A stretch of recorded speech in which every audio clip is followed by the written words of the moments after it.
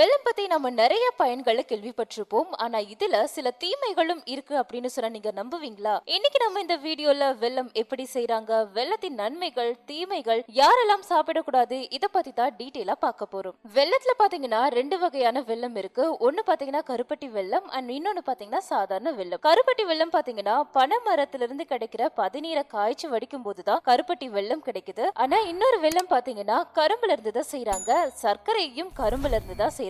பதநீர்ல இருந்து கிடைக்கிற வெல்லம் தான், அதாவது கருப்பட்டி வெல்லம் தான் உடம்புக்கு நல்லது. ஸ்பெஷலா பாத்தீங்கன்னா சர்க்கரை நோய், அதாவது டயபெட்டிஸ் பேஷண்ட்க்கு ரொம்பவே நல்லது. கரும்புல இருந்து வர வெல்லத்துக்கும் சர்க்கரைக்கும் என்ன டிஃபரன்ஸ் அப்படின்றத இப்ப நம்ம பார்க்கலாம். சர்க்கரையில பாத்தீங்கன்னா 100% சுகர் மட்டும் தான் இருக்கு.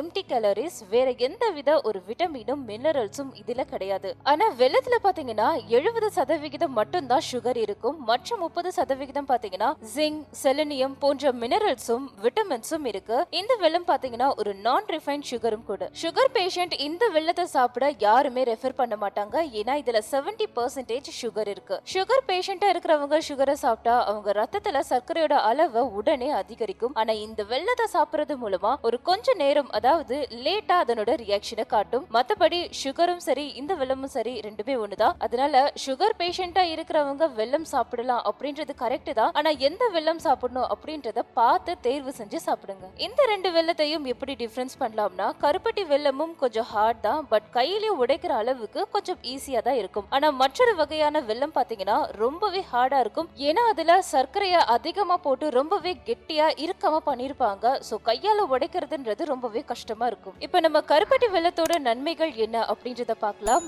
இந்த வெல்லத்துல ஜீரணப்படுத்துற சக்தி அதிகமா இருக்கு. அதனால இரவு சாப்பாடோ இல்ல மதிய சாப்பாடோ நீங்க சாப்பிட்டு முடிச்சதுக்கு அப்புறம் 15 கிராம் வெல்லத்தை நீங்க உடனே சாப்பிடுங்க.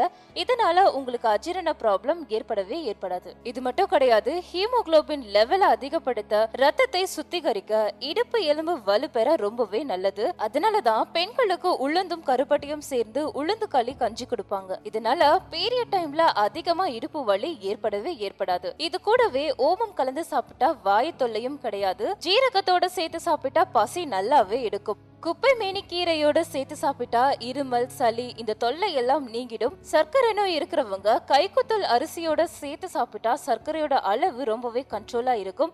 அடிக்கடி சிறுநீர் போகிற ப்ராப்ளமும் குறையும். காஃபி, டீல கருப்பட்டி போட்டு குடிக்கிறதுனாலயும் உங்க சர்க்கரையோட அளவு ரொம்பவே குறைஞ்சிடும்.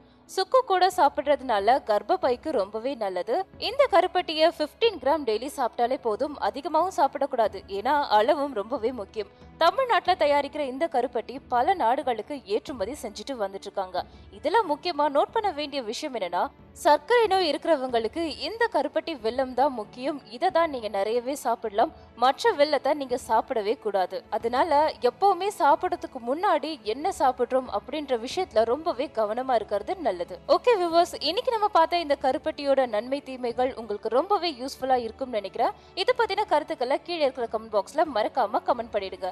இந்த வீடியோ உங்களுக்கு பிடிச்சிருந்தா லைக் பண்ணுங்க, ஷேர் பண்ணுங்க. மேலும் இது போல பல ஹெல்த் டிப்ஸ் தெரிஞ்சுக்க நம்ம ஹெல்த் சமூகம் சேனலை சப்ஸ்கிரைப் பண்ணிட்டு பக்கத்துல இருக்கிற பெல் ஐக்கனையும் கிளிக் பண்ணிடுங்க.